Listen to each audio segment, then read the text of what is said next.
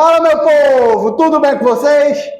Hora de começar a pensar nas aves que a gente vai formar para plantel, pensando no momento de reprodução aqui no criatório, tá certo? Então a gente tem algumas particularidades, alguns bizus, vamos dizer assim, popularmente falando, que a gente utiliza, tá certo? Por exemplo, em relação aos brancos, muita gente fala que o branco é o pior passarinho para você formar casais. E a gente vai debater um pouquinho sobre isso, tá certo? Primeiramente, pessoal, para você que ainda não me conhece, me chamo Luiz Neto, sou criador de canários, proprietário do Canário Recife.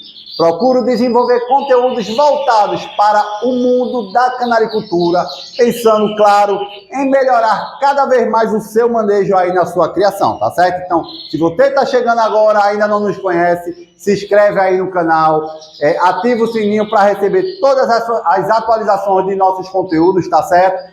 Conteúdo voltado para manejo, para reprodução, para muda, enfim, tudo sobre o mundo ornitológico na criação de canários, a gente mostra aqui, tá certo? Como eu tinha falado a você na abertura desse vídeo, como formar um bom casal. Pessoal, isso aí é um lema muito difícil, porque muita gente acha que juntar um macho com a fêmea, você vai tirar aquele filhote ideal. Então, assim, a gente precisa seguir uma regra, tá certo?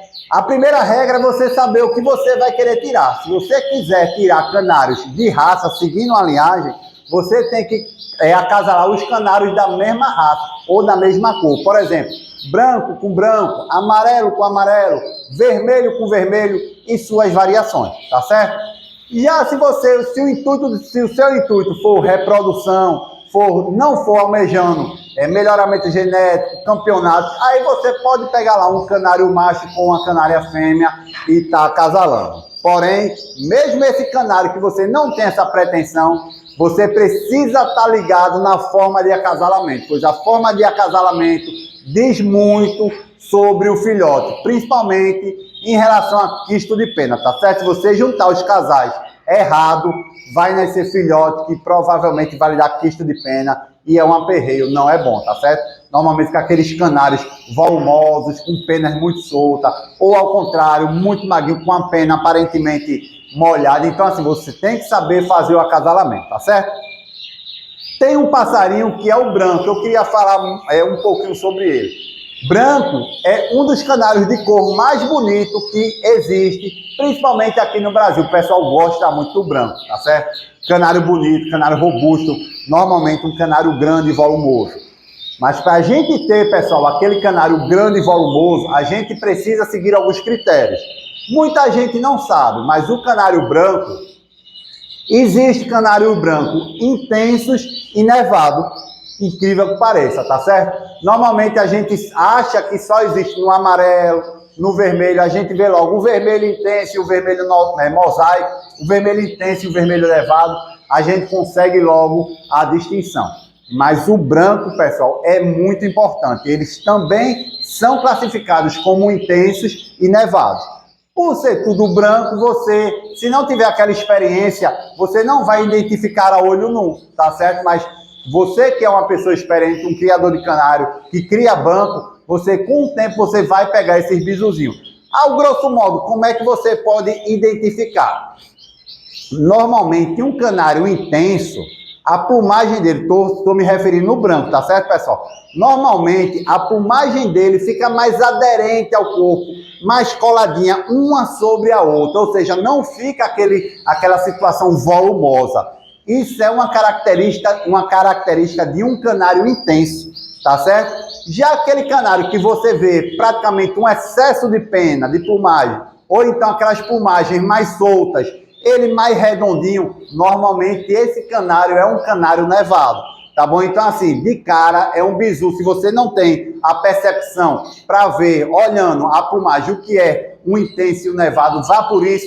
Pega um canário enxutinho, que é esse que tem a plumagem bem aderente, e outro mais cheinho de plumagem. Então, corre menos risco de você errar, tá certo? Existem canários intensos com a plena, com excesso de pena? Existe, mas são poucos, tá certo? Então, assim, Um primeiro critério que eu digo para você, se você não conhece, não tem facilidade de identificar, vá por esse caminho. Um mais enxuto e um outro mais volumoso. Tem uma dica também, você conseguir colocar ele no sol, você vai ver que no nevado, no branco nevado, as pontinhas de alguma plumagem vai ser diferente do contexto, do complemento da plumagem. Então, existem alguns canários, algumas situações que você tem como ver através do sol que esse canário é um nevado, tá certo? Então, esse é o primeiro bizu em relação ao branco, que serve para o amarelo, que serve para o vermelho e que serve para qualquer canário, qualquer variação de canário. Sempre acasale um canário enxutinho com um canário mais encorpado, tá certo? Então você vai ter sucesso. Se você for acasalar dois canários muito enxutinho, o filhote, a tendência do filhote é nascer menor e mais enxuto, não é bom. A mesma coisa canários volumosos, a tendência é ele nascer um canário grande, maior e com mais plumagem, não é ideal. Você precisa daquele meio termo, tá certo? Falando em relação um pouquinho aos mosaicos, mosaico é um problema e é um passarinho que a sua genética é propícia para nascimento de quisto de pena, tá certo? Então é muito importante, pessoal, a inteligência, o olhar do criador.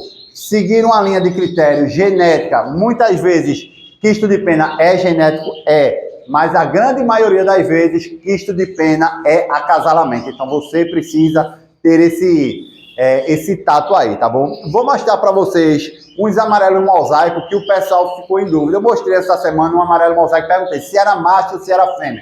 Alguns falaram que era macho e outros falaram que era fêmea. Vou mostrar para vocês e a gente vai conversar para vocês verem como a evolução genética vai melhorando cada vez mais o plantel. E graças a Deus eu venho conseguindo isso com a minha linhagem de amarelo mosaico, tanto linha macho como linha fêmea, tá certo? Então, a gente vai dar uma olhada e eu vou mostrar para vocês a diferença. Eu queria que vocês se atentassem a essas três fêmeas, tá certo? Lembrando, pessoal, aqui muita gente pode achar que é um macho, mas eu vou dizer a você por que é fêmea, porque a fêmea que eu vou falar, ela já está pronta, tá certo? Notem essas duas primeiras fêmeas e tem outra lá no canto. Se a gente colocar aquela fêmea junto com outros machos, realmente ela vai confundir, ou seja, a gente vai pensar que é um macho. Mas como a gente vê os indícios que essa fêmea realmente é uma fêmea e não é um macho? Não é pelo tamanho da máscara, é pela qualidade do branco. O macho, pessoal, normalmente ele não tem essa brancura que uma fêmea tem, tá certo? Normalmente as fêmeas, o branco é mais branco. Então muita gente, inclusive eu mesmo, quando eu separei, eu tinha colocado ela na gaiola de macho, justamente por causa da máscara. Mas, para minha surpresa, ela pôs um ovinho e ficou chocando no fundo da gaiola. Então aquela belíssima canária que eu estou filmando, que está quietinha lá no fundo, é um macho, tá certo? Você vê a diferença dela com as outras fêmeas. As outras fêmeas que chegam no puleiro são mais branquinhas, tá vendo? Deixa eu tentar virar aqui para melhorar para vocês. Pronto. É a última lá. As outras fêmeas são mais branquinhas, tá vendo? Mas ela é uma excepcional fêmea, um tamanho de máscara grande, uma qualidade no amarelo muito boa de ombro, uma qualidade de branco muito legal, tá certo? Então, assim, é uma fêmea fantástica que a gente tem aqui no canarinho. Vou mostrar para vocês agora uma outra situação, para vocês verem como são as coisas. Aí tem três passarinhos, deixa eu tentar fixar três passarinhos, certo? Se você notar, pessoal, aquele último de lá, o que está na base, ó. Estão notando o branco? Notem que o branco é diferente dos puleiros. É um branco mais puro. Então, assim, ainda bem, tá certo, que esse passarinho é uma fêmea, porque olha a qualidade dessa fêmea, pessoal. Máscara ampla, brancura excepcional, ombro muito bacana. Então, assim, são duas aves que a gente tirou aqui no nosso canário que vai melhorar muito a qualidade genética dos nossos canários, tá certo? Então, assim, a gente só observa que ela é uma fêmea quando a gente deixa junto dos outros machos, que a gente vê que o branco não é compatível com os restantes. Ou seja, se o branco dessa fêmea fosse um pouquinho mais escuro, a gente se enganaria com facilidade, acharia que era um macho com muita facilidade. Mas não é, é uma fêmea e olha a qualidade da fêmea. top de linha, não é, pessoal? Isso aí é um trabalhamento genético, um melhoramento genético que a gente vai fazendo, e ao passar dos anos, vocês também vão conseguir. Em relação a essas duas fêmeas, pessoal, essas belíssimas fêmeas que eu mostrei para você, por mais que elas tenham um potencial genético, uma carga lipocrômica, principalmente em máscara grande, você precisa acasalar ela com um canário legal. Porque, por exemplo, você vê que aquela fêmea são fêmeas que têm uma máscara grande, ela tem um lipocromo, que é o amarelo, bem espalhado. Se eu pegar essa fêmea e colocar com um macho, que seja com a máscara muito grande, normalmente pássaros têm máscara muito grande, a infiltração no corpo é maior, tá certo? Então, assim, a tendência é que os filhotes nasçam com máscara grande, ombro grande, mas com pouca qualidade na brancura. E mosaico branco conta muito, tá certo? Aí vai entrar aquele manejo que o criador faz de arrancar pena para levar para concurso, que eu não acho ideal, tá certo? Canário tem que ser o natural. O bom do criador, o criador bom é aquele que não arranca pena, faz o acasalamento correto e leva para disputar lá, tá certo? Então, assim, o trabalho da gente é voltado para isso, achar a melhor seleção para formar os casais. Então, são duas fêmeas que vai me ajudar. Eu preciso colocar aquelas duas fêmeas que já tem um limite muito bom de máscara, com machos que tenham uma máscara grande, porém, os mais brancos possíveis na minha criação. Aí o filhote vai vir com a brancura ideal, o tamanho de máscara ideal, o formato de máscara ideal, que às vezes a gente acha que é só o tamanho, e não é só o tamanho, forma também é o principal, tá certo? Então, assim, vários vídeos a gente vai fazer voltado para a formação de plantel, voltado para acasalamento, e se você nos acompanha, eu tenho certeza que você vai gostar, tá certo? A gente tem uns amarelos de muito boa qualidade, tá bom? Para a gente formar casais também, enfim, toda a linha clara, com e sem fator, a gente tem aqui, que é o que a gente gosta de criar, tá certo? Então, espero de coração que esse vídeo tenha sido útil para você. Se foi, pessoal, não esquece, deixa o like, importante demais para o nosso canal. Tamo junto, meu povo, até mais, até o próximo vídeo. Fiquem com Deus.